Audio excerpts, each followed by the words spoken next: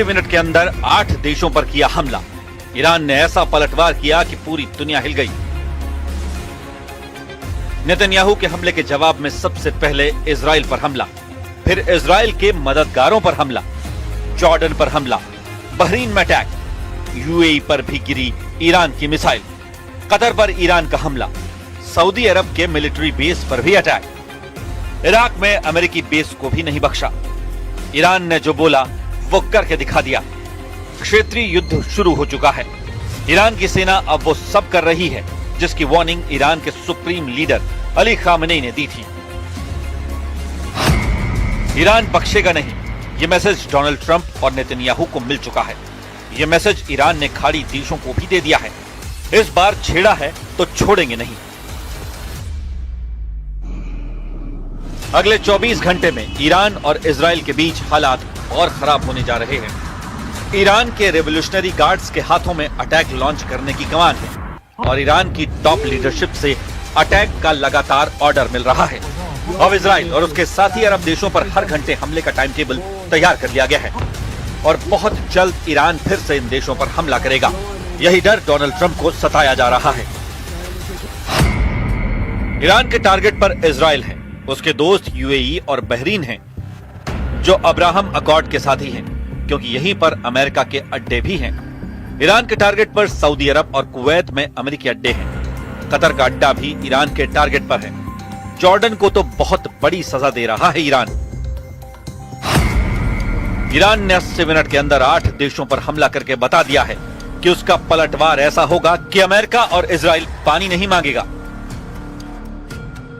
Iran ने Israel और America को हराने के लिए जो पलटवार ऑपरेशन शुरू किया है उसका नाम रखा गया है ऑपरेशन सीज ऑफ खैबर, यानी खैबर पर कब्जा। यहाँ खैबर के मायने इजराइल से है। 628 ईस्वी यानी 7वीं सदी में आज के सऊदी अरब में खैबर नाम की जगह पर पैगंबर मोहम्मद और वहां के योद्धा मरहब में जंग हुई थी। इस जंग में पैगंबर मोहम्मद के दामाद और इस्लाम में चौथे खलीफा अली ने मरहब को मार डाला था और इस तरह खैबर का युद्ध जीत लिया गया था। ईरान से युद्ध पूरे पश्चिम एशिया में जंग की वजह बनेगा। इसका ऐलान ईरान के सर्वोच्च नेता अली खामेनी ने पहले ही कर दिया था और फिर आज की तस्वीरों ने बता दिया कि वार्निंग में कोई कमी नहीं की गई।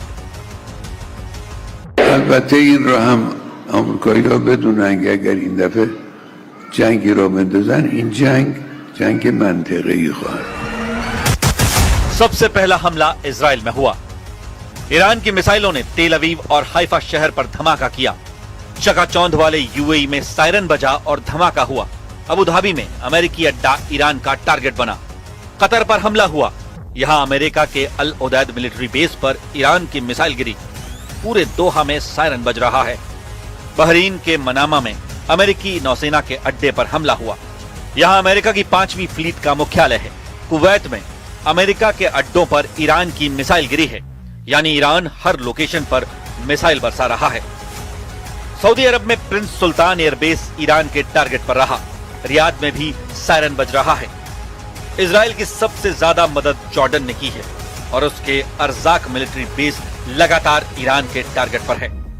इराक में अमेरिकी अड्डों को ईरान ने निशाना बनाया है, यानी रेवोल्यूशनरी गार्ड्स को जो ऑर्डर मिला उसको लगातार पूरा किया जा रहा है। ईरान का एजेंडा साफ है। युद्ध में ना अमेरिकी अड्डे बख्शे जाएंगे। इजराइल को तो फौरन तबाह कर दिया जाएगा। पूरे खाड़ी के इलाके में अमेरिकी अड्डों पर मिसाइलें गिर रही हैं, यानी वो रीजनल वॉर शुरू हो चुकी है जिसका इशारा अली खामेनी ने किया था। यूएई, कतर, सऊदी अरब, इराक, कुवैत, जॉर्डन, बहरीन और ओमान, हर जगह अमेरिकी अड्डे ईरान के टारगेट पर हैं।